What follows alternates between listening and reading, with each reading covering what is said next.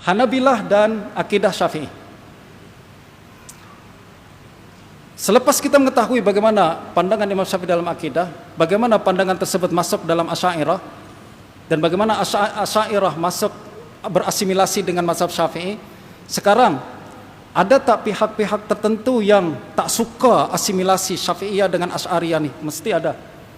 Dan kalangan tersebut saya sebut sebagai Hanabilah.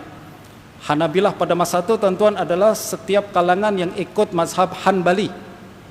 Walaupun mungkin dalam akidah, dalam furu' mereka ikut mazhab yang lain. Kadang dia Syafi'i dalam furu' tapi akidah Hanbali. Kita sebut semua Hanbali. Sebab kita bincang dalam akidah sekarang ni kan. Jadi apa yang disebut dengan Hanabilah di sini adalah mereka pengikut mazhab Hanbali dalam akidah dan fiqh, atau mereka adalah pengikut mazhab Hanbali dalam akidah walaupun dalam fiqh mengikut mazhab yang lain. Kita satukan saja dia Hanabilah sebab akidahnya akidah Hanabilah. Hanabilah ni tuan-tuan sejak dulu bersaing dengan Asy'ariyah. Sebab Hanabilah dia datang dulu sebagai mendakwa sebagai representasi Ahlus Sunnah wal Jamaah mengikut Imam Ahmad. Asy'ariyah datang kemudian, ya kan? Dan adik-beradik ni sering kelahi, tuan-tuan, biasa. Adik-beradik kan, nama pun adik-beradik. Jadi dalam satu keluarga, jadi mereka sering sering tak sepaham. Kalau saya tak suka sebut polemik kelahi, okeylah. Mereka sering gurau manja lah antara mereka semula. Tapi sebenarnya hakikatnya tak macam juga. Tapi dulu pernah sangat sensitif sehingga berlaku perkelahian antara dua aliran ni. Nah, Hanabilah, tuan-tuan, mereka tak suka melihat Asy'ariyah berasimilasi dengan Syafi'iyah. Justru ada ucapan daripada Al-Wazir Ibn Hubairah Al-Hanbali. Beliau mengatakan, wallahi ma natruku amiral mu'minin Ali bin Abi Talib ma'ar Rafidhah, nahnu ahaqqu bihi minhum. Dikatakan saya tak akan biarkan Syiah ambil Sayyidina Ali. Sayyidina Ali itu bagian kita, bukan mereka. Dan beliau pun mengatakan, wala natruku Syafi'i ma'al Asy'ariyah fa inna ahaqqu bihi minhum. Kami pun tak akan biarkan Asy'ariyah ambil Syafi'i. Tak, Syafi'i itu bagian kami, bukan bagian mereka. Tuan-tuan boleh nampak itu tak?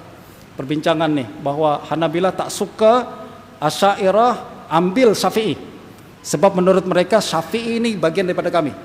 Dari awal-awal saya dah sebutkan, semua aliran nak klaim Imam Syafi'i kan. Mu'tazilah nak klaim, Syiah nak klaim, Hanabilah pun nak klaim. Nah, justru kata Ibn Hubairah, kami tak akan biarkan. Tak akan biarkan Asy'ariyah ambil Syafi'i. Syafi'i itu kami. Dia berakidah seperti akidah kami. Itu sebabnya kemudian, tuan-tuan, kita boleh faham kenapa banyak buku-buku ditulis dengan tajuk I'tiqad Asy-Syafi'i. Tapi popular di kalangan Hanabilah, Syafi'iyah tak kenal pun. Faham tak, tuan-tuan, kenapa ini berlaku? Dan buku-buku tersebut antaranya adalah I'tiqad Imam Syafi'i karangan Al-Haqqari. Yang kedua, I'tiqad Imam Syafi'i riwayat Abu Talib Al-Usyari. Yang ketiga terakhir adalah I'tiqad Imam Syafi'i Al-Yasufi. Kalau tuan-tuan tanya Syafi'iyah, mereka blur, tak pernah dengar perkara ni. Tapi Hanabilah popular. Justru yang sering menukil daripada perkara ni adalah kebanyakannya daripada kalangan yang berakidah Hanabilah. Nah, satu perkara yang saya nak ingatkan, buku-buku ni kecil, dia risalah, dia bukan kitab pun, dia kecil risalah. Dan risalah ni dalam ilmu hadis kita sebut sebagai juzuk hadisi. Juzuk hadisi ini, tuan-tuan, adalah satu risalah kecil yang ditulis dalam topik tertentu dan sering diriwayatkan oleh ulama hadis dari kalangan mutaakhirin. Dan Imam Ibn Salah sejak awal lagi sebut dalam muqaddimah, hati-hati ambil maklumat daripada juzuk hadisi. Dan ini beliau sebutkan dalam muqaddimah, jika kita jumpa sebuah hadis yang diriwayatkan dalam ajza hadisiyah wa ghairiha. Ghairiha ni kata Syekh Syekh Hamzah Malebari, ghairiha maksudnya adalah kitab-kitab yang serupa dengan ajza' hadisiyah seperti sabat, seperti Paharis, seperti Ma'ajim, itu semua dalam kategori ajza' hadisiyah, mirip ajza' hadisiyah. Kata Ibnu Salah, kalau kita jumpa sebuah hadis dalam kitab-kitab macam ni yang nampak sahih, jangan terus hukum sahih. Sebab periwayatan ajza' hadisiyah, kata Ibnu Salah, mengandungi banyak masalah. Perawi dia tak mencukupi kelayakan yang sepatutnya dalam meriwayatkan sebuah hadis. Sebab ni riwayat mutaakhirin, tuan-tuan. Entahlah tuan-tuan faham ke tak. Kalau tak faham, nanti kena ambil kelas dalam PhD dan Master bidang hadis. Nanti kita boleh faham betul-betul apa tu ajza' hadisiyah. Kadang saya pun nak bincang tinggi-tinggi, ada setengah orang kutub sittah pun belum lepas lagi bincang ajza' hadisiyah dan sebagainya. Tapi terpaksa saya sebut sebab nak buat perbahasan ni lebih komprehensif.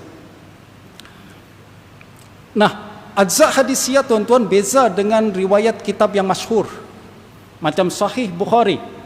Kalau kita nampak sebuah hadis dalam Sahih Bukhari, kita akan cek kesahihan hadis dengan melihat perawi dari Bukhari kepada Nabi sallallahu alaihi wasallam, betul tak? Kita tak perlu lagi cek sanad kita hingga Bukhari. Kenapa? Kitab ni sudah masyhur, sanad dia banyak, riwayat dia tak mungkin diubah, ditahrif dan lain sebagainya. Kenapa? Terlalu masyhur. Nah, justru kita cukup cek sanad Bukhari hingga ke Nabi sallallahu alaihi wasallam. Tapi ajza' hadisiyah tak macam tu. Dia adalah kitab-kitab yang tak masyhur, kebanyakan hanya diriwayatkan oleh dua sanad saja, jarang, dua sanad saja. Dan perawi dia memang perawi mutaakhirin yang tak cukup syarat kebanyakannya. Ya, jadi ini keep in mind sebelum kita bincang perbincangan berikutnya. Nah, buku Al-Haqqari sekarang bertajuk Al-I'tiqad Imam Abu Abdullah Muhammad bin Idris Asy-Syafi'i Al-Muttalibi. Al-Haqqari Abul Hasan, penulis buku ini tidak siqah. Bahkan Ibnu Najjar Al-Baghdadi Al-Hafiz mengatakan bahawa Al-Haqqari muttaham bil kazib, bahkan memalsu hadis dan sering mentarkib isnad. Tarkib isnad itu apa, tuan-tuan? Ini matan milik orang lain, dia buat cipta sanad baru sehingga sampai kepada matan tersebut. Ini satu tindakan yang sangat berbahaya di kalangan ahli hadis. Siapa yang buat macam ni confirm dia tak siqah lagi, sebab kazib. Ibnu Hajar kemudian juga menukil daripada Al-Haqqari, beliau mengatakan Al-Haqqari meriwayatkan hadis-hadis gharib, munkar dan mengandungi perkara-perkara maudhu'at dan pernah memalsu hadis di Isfahan dan lain sebagainya. Tuan-tuan, orang yang macam ni dia adalah jarah yang sangat teruk. Justru kalau ada riwayat buku Haqqari, kalau kita jujur, okeylah tuan-tuan, kandungan dia kadang ada kandungan yang dia riwayatkan disokong oleh riwayat yang lain. Tapi kalau banyak juga riwayat yang sendirian dia dalam periwayatan tu, dia katakan Syafi'i kata macam ni, kita tak jumpa sanad lain melainkan sanad tu aja. Yang macam ni kita kata jangan-jangan dia memalsu nih sanad tersebut. Nah, justru buku Al-Haqqari, tuan-tuan, dia bukan buku muktamad dalam mengetahui mazhab atau ucapan Imam Syafi'i dalam akidah. Buku yang